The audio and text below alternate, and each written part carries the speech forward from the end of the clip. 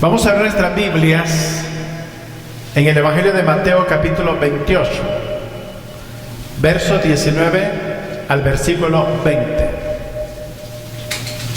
Mateo capítulo 28, versículo 19 al versículo 20. Y ahí vamos a dar lectura a la palabra del Señor en cuanto a la importancia del bautismo. Cuando todo lo tiene listo, ¿me dicen un amén? Leamos todos. Por tanto, id y haced discípulos a todas las naciones, bautizándolos en el nombre del Padre, y del Hijo, y del Espíritu Santo, enseñándoles que guarden todas las cosas que os he mandado, y he aquí yo estoy con vosotros todos los días hasta el fin del mundo.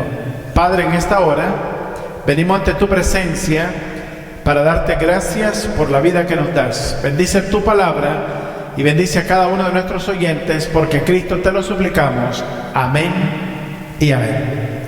El bautismo bíblico. En nuestra pantalla hay las imágenes de dos documentos católicos romanos. Uno se llama el Catecismo Católico Romano. El Catecismo contiene todas las doctrinas católicas romanas sobre todo lo que debe de creer una persona que es católica. A mi derecha se encuentra el Código de Derecho Canónico. El Código de Derecho Canónico es un documento católico romano que contiene todas las leyes que gobiernan la religión católica romana. Gobiernan el aspecto económico, político, diplomático, religioso, social, litúrgico, etcétera, etcétera. Todo lo que debe de obedecer un papa, un cardenal, un arzobispo, un monseñor, un sacerdote, una monja, todas las sociedades secretas que existen en el sistema, todo católico debe de regirse por el Código de Derecho Canónico, no por la palabra de Dios, por esos documentos que están ahí atrás. La Biblia no es de importancia, es solamente un libro más, pero esos son los documentos que tienen valor. Bueno, es en estos dos documentos que están escritas las doctrinas del sistema, y vamos a confrontarlas con el libro más importante, no en la tierra, en el universo entero, que es la palabra de Dios. La palabra de Dios permanece para siempre. Nadie la puede ahogar, nadie la puede eliminar. Cuando todo esto haya pasado y esos libros hayan dejado de tener su validez en este planeta, la palabra de Dios continuará existiendo por el resto de la eternidad. Jesús, hablando a sus discípulos, les dijo estas palabras: por tanto, id, en el modo imperativo del verbo, id, y haced discípulos a todas las naciones, bautizándolos en el nombre del Padre, del Hijo y del Espíritu Santo. La palabra naciones en el idioma griego es la palabra etnos, que significa étnicos. La Biblia dice que vayamos a todos los grupos étnicos del mundo, todos los grupos lingüísticos y culturales del mundo, para llevarles la palabra de Dios. El mandato ha sido dado por Cristo. No hay religión ni sistema político que pueda detenernos, porque vamos investidos del poder del Espíritu Santo. Una vez que esas naciones han sido evangelizadas y las personas han llegado a ser discípulos, seguidores de Cristo, no antes los tenemos que bautizar en el nombre del Padre, del Hijo y del Espíritu Santo. Ahora, la herramienta que Dios nos ha dado para alcanzar las almas para Jesucristo es la herramienta de la predicación del Evangelio. La herramienta para discipular es la enseñanza. Verso número 20: enseñándoles que guarden todas las cosas que os he mandado, y aquí yo estoy con vosotros todos los días hasta el fin del mundo. No podemos hablar del bautismo bíblico sin confrontar la perversión que del bautismo se ha hecho a manos del sistema católico romano. Regla general, toda persona que se convierte al Evangelio viene con un trasfondo católico romano. Jesús dice que vayamos por todo el mundo y prediquemos el Evangelio. El ir por todo el mundo y predicar el Evangelio es un mandato bíblico. El mandato bíblico es predicar el Evangelio de Cristo de la manera que ha sido revelado a los apóstoles en el Nuevo Testamento. El término griego baptizo significa inmersión, sumergir, hundir y empapar en agua algo. Una persona debe de ser bautizada completamente en agua. Eso es lo que dice la palabra de Dios.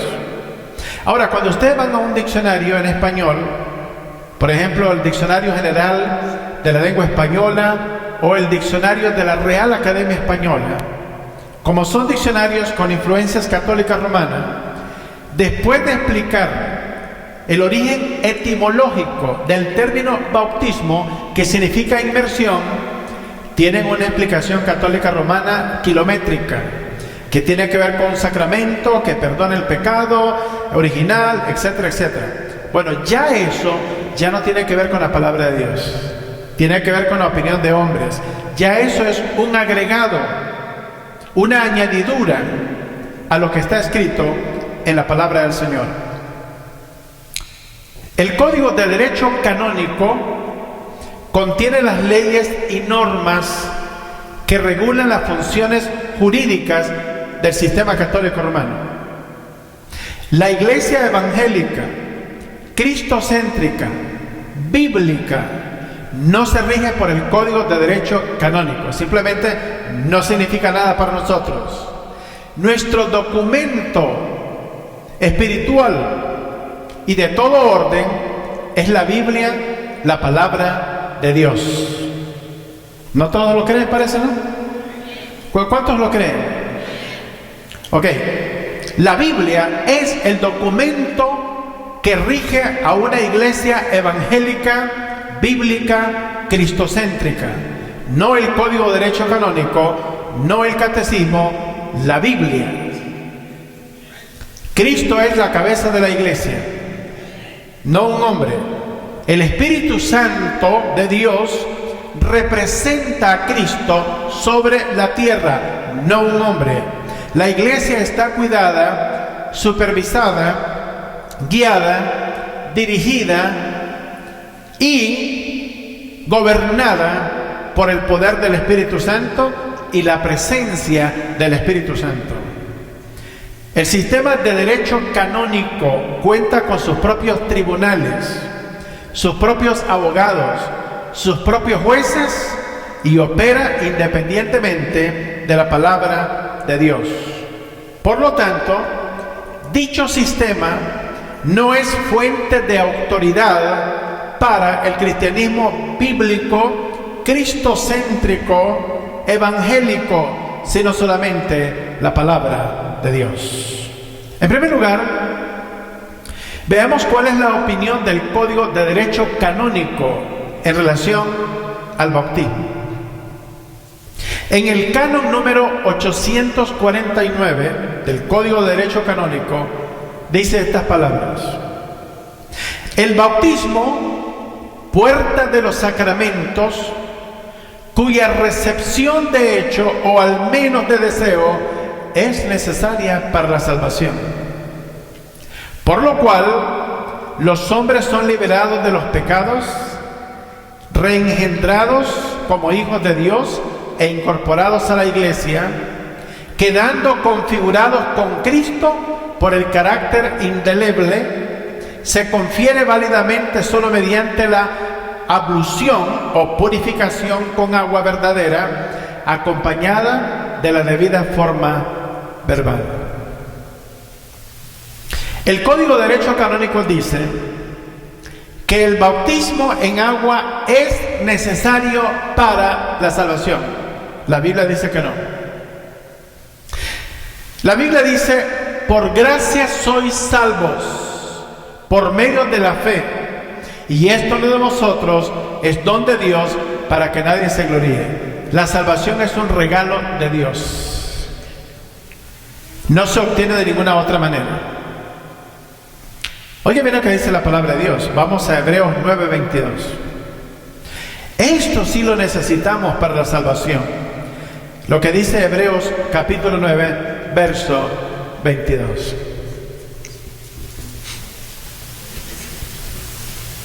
Recuérdense que el bautismo no es constituido o instituido de manera oficial para la iglesia hasta que Cristo está a punto de ascender al cielo y después de su muerte, su sepultura y resurrección, no antes.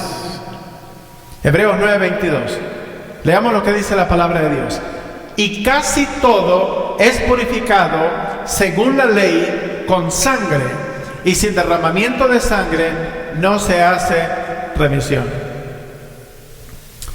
Cuando la Biblia dice que casi todo es purificado según la ley, casi todo con sangre, porque en el Antiguo Testamento los utensilios del templo eran purificados con una vaca roja. Era una vaca de 1 año de edad, completamente roja o alazana, sin ningún defecto, ninguna mancha. Y ese sacrificio de ese becerro de 1 año, las cenizas eran usadas para purificar todos los utensilios del templo. Por eso dice la Biblia que casi todo es purificado según la ley con sangre, porque hay cosas que no son purificadas con sangre, los utensilios del templo. Pero aparte de los utensilios del templo, todo lo demás es purificado con sangre, la sangre del Cordero. Y sin derramamiento de sangre no se hace remisión.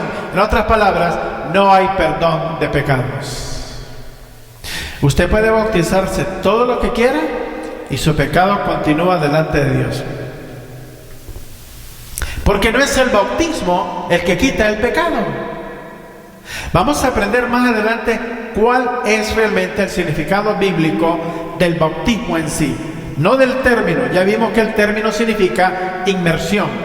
Pero vamos a ver más adelante lo que significa el acto del bautismo. ¿Por qué tenemos que bautizarnos? ¿Con qué cosas nos tenemos que identificar? Allí mismo en Hebreos capítulo 9, veamos versículos 13 y verso 14. Leamos. Porque si la sangre de los toros y de los machos cabrillos y las cenizas de la becerra rociada a los inmundos santifican para la purificación de la carne.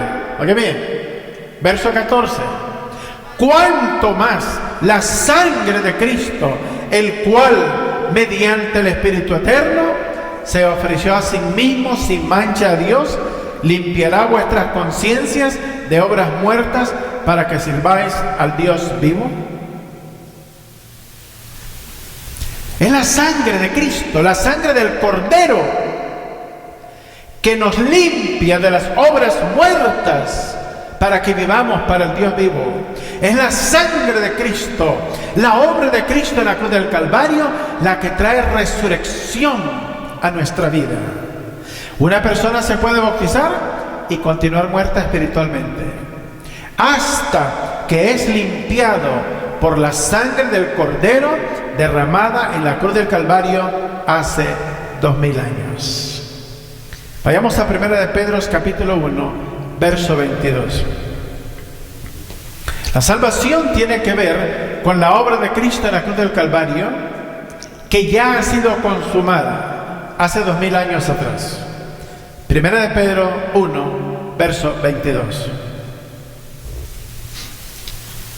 Veamos lo que dice la palabra de Dios. Habiendo purificado vuestras almas por la obediencia a la verdad, mediante el Espíritu, para el amor fraternal no fingido, amándoos unos a otros entrañablemente de corazón puro. Nuestras almas han sido purificadas por la obediencia a la verdad. Si no obedecemos a la verdad, no hay purificación. La verdad es Cristo. Cristo es la verdad. La palabra es Cristo. Cristo es la palabra. Cuando obedecemos a Cristo, tenemos que obedecer la palabra de Cristo, escrita en la Biblia. En el canon número 867. Oiga bien lo que dice. Por esto es que el padre católico y la madre católica reciben la presión de sus familiares, aún desde lugares distantes, para bautizar a su bebé, porque es una obligación impuesta por el sistema católico romano. Veamos lo que dice el canon 867. Los padres tienen la obligación de hacer que los hijos sean bautizados en las primeras semanas, cuanto antes después del nacimiento e incluso antes de él. Acudan al párroco para pedir el sacramento para su hijo y prepararse debidamente. En otras palabras, antes que la madre dé a luz, ya debe de estar hablando con el sacerdote para que la prepare a ella, a los padrinos y al chamaco que todavía no nace, para bautizarlo en cuanto salga a este mundo, aunque el niño no entiende absolutamente nada. La religión es una imposición. La religión es una herencia de los padres a los hijos, de los abuelos, de los tatarabuelos, y vamos de generación en generación acarreando una herencia religiosa, una tradición que ni siquiera entendemos por qué la hacemos. El Dios de la Biblia trata a cada ser humano como un ser pensante. La Biblia dice que la palabra de Dios debe de ser leída con claridad, de manera que tenga sentido y lógica en la mente de las personas. La Biblia dice que usted no puede creer en Cristo a menos que escuche el Evangelio y a menos que el Evangelio tenga sentido en su mente. Dios no quiere que usted acepte nada que usted no puede entender. Pero el sistema católico romano, desde temprano, involucra al niño en algo que ni siquiera él entiende y que los padres jamás le han pedido permiso para tal asunto. Es introducido a la religión por la voluntad de los padres. En la Biblia, una persona no puede entrar al cielo hasta que no escuchó el Evangelio, lo ha creído, lo ha confesado, se ha arrepentido y ha invitado a Cristo a entrar en su corazón. De lo contrario, usted no puede entrar al cielo.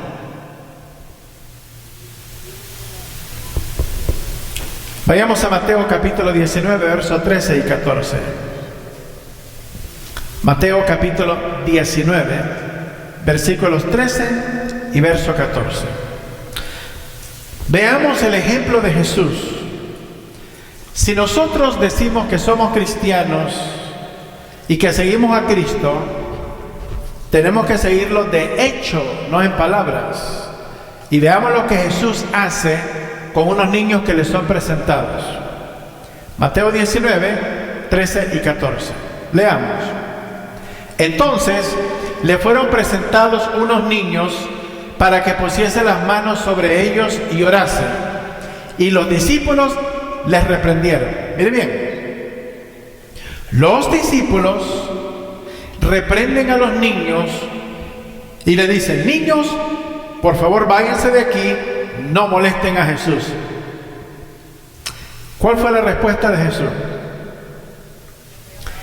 Dejad, dijo Jesús, dejad a los niños venir a mí y no se lo impidáis. ¿Por qué? Porque de los tales es el reino de los cielos. Pero cuando bautizamos al niño en contra de su conocimiento, en contra de su voluntad, y lo introducimos a una religión que no entiende, le estamos impidiendo venir a Cristo. Porque a ese niño se le dice en algún punto de su vida que él es hijo de Dios. Entonces cuando alguien llega y le plantea el evangelio, el niño dice: un momentito, yo soy hijo de Dios, ¿qué le pasa? Ya fui bautizado de niño, pero ni siquiera conoce a Cristo. La otra contradicción es que el niño lo bautizan ahorita y luego tiene la primera comunión con Cristo como que 7 años, 8 años de edad. Imagínense. Es seguidor de Cristo, se introduce al cristianismo, entre comillas, y hasta los 7, los 8 o los 10 años tiene la primera comunión con Cristo. Usted recibe a Cristo ahorita, usted está en comunión con Cristo en el mismo acto que usted recibe a Cristo. Digo, la religión funciona contrario al evangelio de Jesucristo. Y el otro cuentito que le meten a los padres es que si el niño se le muere, se le va al limbo. El problema es que el limbo no existe. En la Biblia no existe. Pregúntele a un sacerdote que le explique dónde está ubicado el limbo en el universo. La Biblia nos dice que el cielo está ahí arriba y el infierno en el centro de la tierra. ¿Y el limbo? ¿Dónde? Y el purgatorio tampoco saben dónde se encuentra. Es más,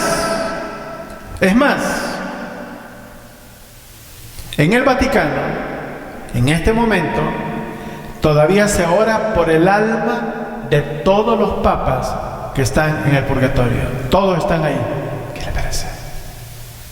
Digo, si ellos no han logrado sacar a los papas del purgatorio, ¿cuál cree que es el fin de todas las demás personas que están en ese lugar? Que ni siquiera existe. Es necesario que conozcamos la verdad. Ahora, que usted crea la verdad al final o no, ya esa es su decisión. Pero nuestra responsabilidad es enseñar la verdad de la palabra de Dios. Porque cuando usted salga de este mundo a la eternidad, si no lo cree ahora, usted tiene que verificarlo en cuanto salga a la eternidad. ¿Dónde estaba parado en relación a la palabra de Cristo? Y esto no falla. Aquí no hay donde perderse. La palabra de Dios es clara. En segundo lugar, veamos el conflicto de bautizarse. El orgullo puede impedir las bendiciones de Dios, como en el caso de Naamán, general del ejército de Siria. Vayamos a 2 de Reyes capítulo 5, versos 1 y 2. Algunas personas, cristianos dentro de la iglesia, rehúsan bautizarse por años y años y años y años, poniendo excusas y argumentos y lógicas que no tienen que ver nada con la palabra de Dios. La Biblia está repleta de ejemplos en el Nuevo Testamento que las personas que recibieron a Cristo procedieron a bautizarse de inmediato porque entendieron la palabra de Dios. 2 de Reyes capítulo 5, versículo 1 y versículo 2. Veamos lo que nos dice la Escritura. Naamán, general del ejército del rey de Siria, era varón grande delante de su señor y lo tenía en alta estima porque por medio de él se había dado Jehová salvación a Siria. Era este hombre valeroso en extremo, pero leproso. Miren qué interesante. A veces podemos tener algunos impedimentos en la vida. Este hombre tenía lepra.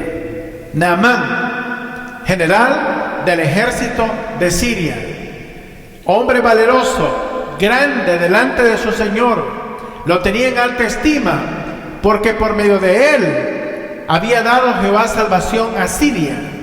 Pero este hombre valeroso en extremo tenía un problema: era leproso. Verso número 2. Y de Siria habían salido bandas armadas y habían llevado cautiva de la tierra de Israel a una muchacha, la cual servía a la mujer de Naamán. Dios siempre nos coloca en los lugares claves en la vida.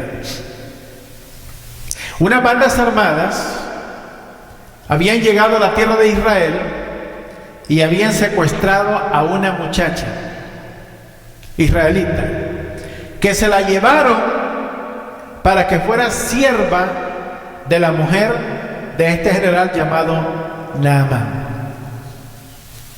Dios siempre permite todo con un propósito.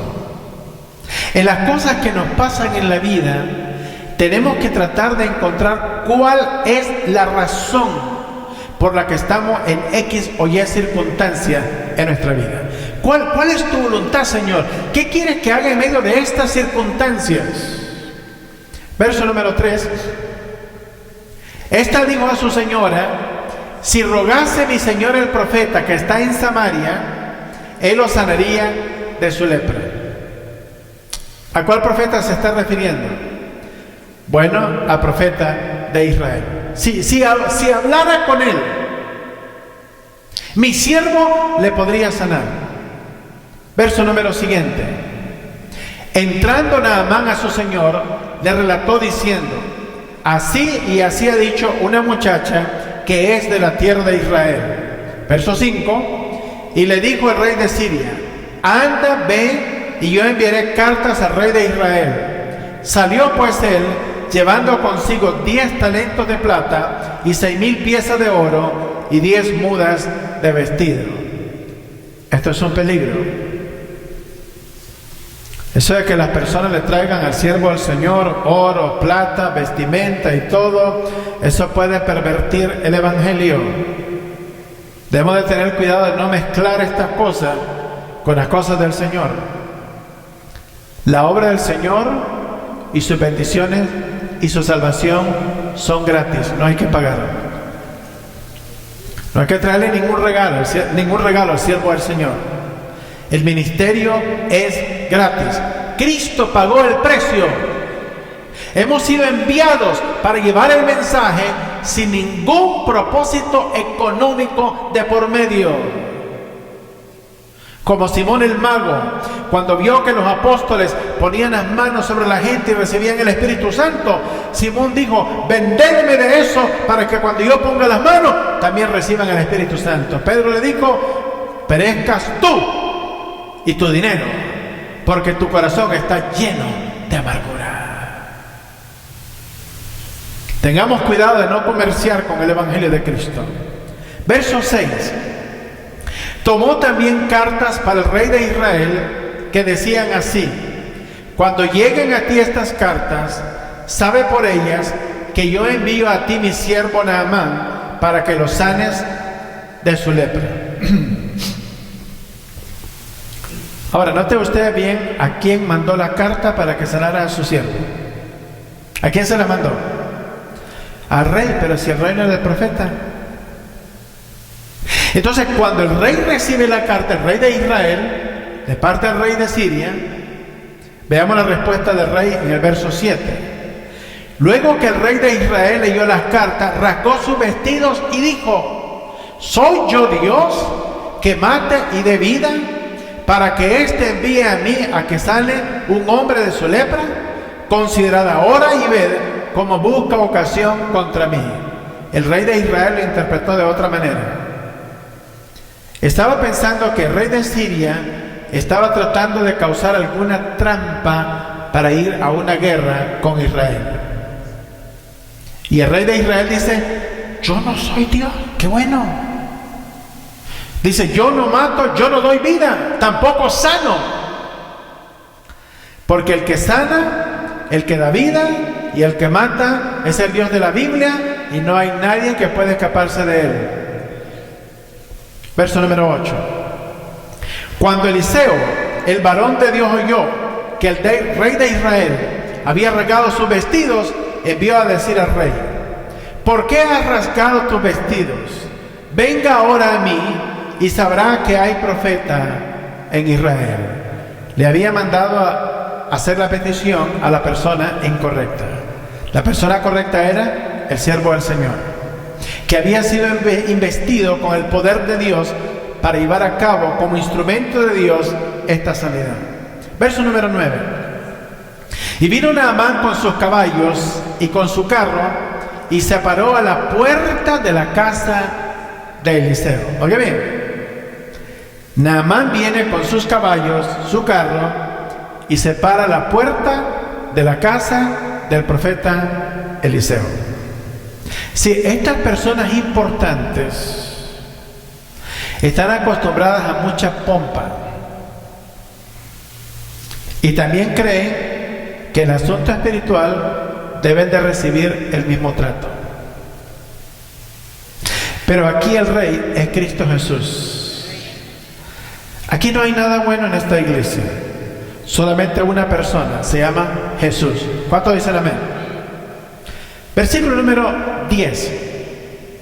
Entonces Eliseo le envió un mensajero diciendo: ve y lávate 7 veces en el Jordán, y tu carne se te restaurará y serás limpio. Oiga bien, Eliseo le dice, desde adentro de la casa, le manda un mensajero, le dice: dígale que se meta en el río Jordán 7 veces, se zambulla, y luego a la 7ª vez va a estar limpio de su lepra. La gente que está acostumbrada a pomposidad, que los traten con trompetas y que los reciban como rey, tienen problemas con este tipo de respuestas. Verso siguiente, veamos la reacción de un hombre que necesita sanidad, que tiene lepra y es una enfermedad infecto-contagiosa y es una persona despreciada en la sociedad. Y Naamán, ¿cómo se fue? Enojado, diciendo: he aquí yo decía para mí, saldrá él luego, y estando en pie invocará el nombre de Jehová su Dios, y alzará su mano y tocará el lugar y sanará la lepra. Pero no lo hizo así. O sea, hay personas que vienen a la iglesia esperando que los traten como reyes. De esa puerta para adentro, aquí la única persona importante es Jesucristo. Todos entramos con una necesidad de carácter espiritual. Si usted entra pensando que usted es la mamá de Tarzán, se va a ir decepcionado cuando se ve para su casa. Porque aquí no hay nada bueno, solamente uno, se llama Jesucristo. Verso número 12. Mire lo que dice Naamán: Habana y Farfar, ríos de Damasco, ¿no son mejores que todas las aguas de Israel? Si me lavara en ellos, ¿no seré también limpio? Y se volvió y se fue enojado. La pregunta es: ¿por qué no se zambulló antes de venir a hablar con el profeta? Tenemos que tener cuidado con lo que hablamos.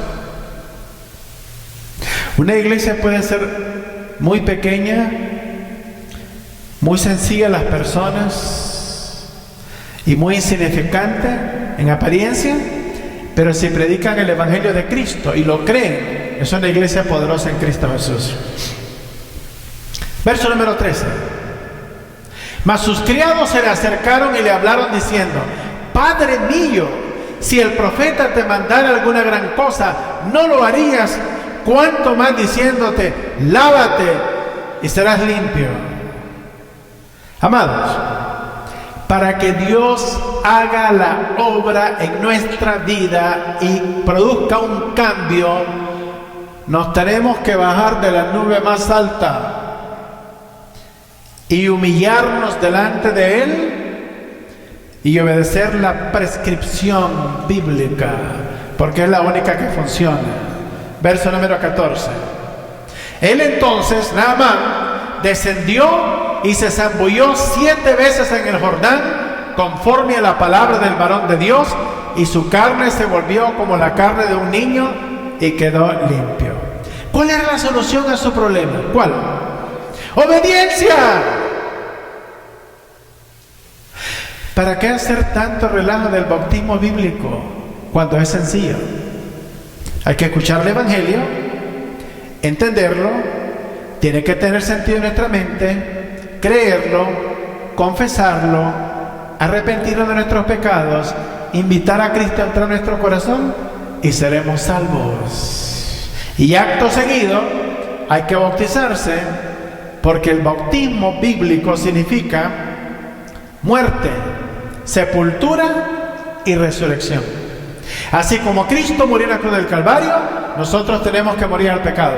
Así como Cristo fue sepultado, nosotros tenemos que ser sepultados por medio del bautismo en agua, para que así como Cristo resucitó al tercer día, también nosotros resucitemos a una vida nueva. Ahora, no es el acto del bautismo el que produce eso, sino el hecho de que ya sucedió en el día de nuestra conversión, y el bautismo es un testimonio público que significa muerte, sepultura y resurrección. Nos estamos identificando con la muerte, la sepultura y la resurrección de Cristo. Pero si la persona no es bautizada conforme a la Biblia, no se ha identificado de tal manera con Cristo, menos un bebé, porque de los tales es el reino de los cielos. Cualquier bebé que muera en estado de inocencia no va al infierno, no va al limbo, no va al purgatorio, va al cielo, no por ser niño ni inocente, sino porque está cubierto por la sangre del Cordero, y por eso va al cielo. Pero si ya el niño pasa su estado de inocencia y empieza a practicar el pecado, necesita escuchar el Evangelio de Cristo para ser salvo. Naamán fue sanado al obedecer las palabras del profeta Eliseo. Asimismo, Dios espera que nosotros nos bauticemos no para ser sanados, sino para identificarnos con la muerte, la sepultura y la resurrección de nuestro Señor Jesucristo. El mundo de la política y la religión van juntos. Ese mundo nos quiere imponer su propia opinión e interpretación de lo que significa la verdad.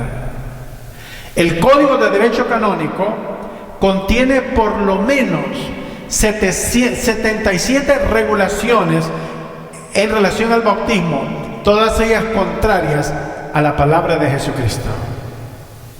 El bautismo se realiza en cualquier lugar donde haya suficiente agua. El agua, escúchenlo bien, no posee propiedades espirituales ni milagrosas.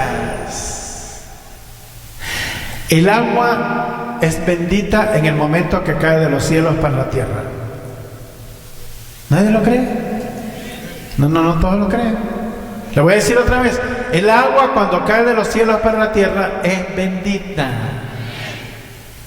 Y hay muchos lugares que llueve torrencialmente sin que haya un sacerdote que la bendiga, y crecen todos los árboles y los animales en el campo, y no necesita un sacerdote porque ya viene bendita. ¿Sí o no, amados? Mire esas montañas, esos bosques donde no hay nadie, en las Amazonas, en los bosques canadienses, donde no hay ni una persona, y el agua cae y produce y germina y da fruto, y no se necesita de ningún hombre que le haga ninguna fórmula milagrosa, porque ya viene bendita desde arriba. Nuestro Dios no nos va a dejar caer agua contaminada para que nos muramos. Él nos ama. Y dice su palabra que Él hace descender de los cielos la lluvia y el sol sobre justos y sobre injustos. Porque imagínense que antes que estos señores existieran para bendecir el agua, ellos existen por los pasados 1600 años. Y antes de eso, ¿usted qué había pasado con el agua? Mire cómo llovió allá en el diluvio, mañana, tarde y noche, por 40 días. El agua en exceso es mala, puede matar. Pero el agua tomada en cantidades correctas puede sustentar nuestro cuerpo. Y Dios nos ha bendecido, bendito sea su nombre. El bautismo es un acto público que se administra solamente a los creyentes en Cristo Jesús que han nacido de nuevo. Vayamos a nuestro último texto en el libro de los Hechos, capítulo 2, versículo 41. Hechos, capítulo 2, versículo 41. Recuerde que la palabra de Dios es nuestro único documento importante en todo asunto de fe y moral. Como decían los reformadores protestantes del siglo XVI, sola fide, sola escritura. Solamente la fe, solamente la palabra de Cristo. Veamos lo que dice Hechos 2:41. Así que los que recibieron su palabra fueron bautizados y se añadieron aquel día como 3,000 personas, verso 42, y perseveraban en la doctrina ¿de quién? ¿Del catolicismo romano? ¿Del catecismo? ¿Del código de derecho canónico? No, en la doctrina de los apóstoles, en la comunión unos con otros, en el partimiento del pan y en las oraciones. Los que recibieron su palabra fueron bautizados. Si una persona no cree en Cristo, no ha recibido su palabra, usted no puede ser bautizado hasta que confiese con su boca a Jesucristo como el Señor y Salvador de su vida, y lo confiese como el único Señor de su vida, y confiese que el sacrificio de Cristo en la cruz del Calvario es su única razón para poder tener salvación. De lo contrario, usted no puede ser salvo, aunque lo hayan bautizado muchas veces. El bautismo no salva, el que salva es Cristo Jesús. Cuando Juan el Bautista introducía a Jesús en Juan 1:29, dijo: he aquí el Cordero de Dios, Jesucristo, que quita el pecado del mundo. Podría faltarnos el mundo entero, nuestros padres, nuestra familia, nuestros amigos, el gobierno, todo el mundo, pero si nos falta Cristo, no hay salvación. Cristo es suficiente.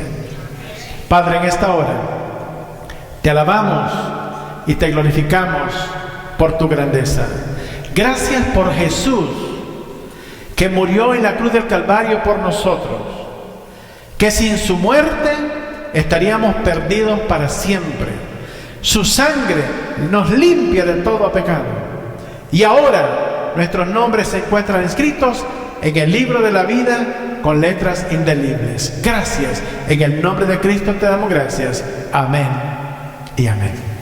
Dios le bendiga.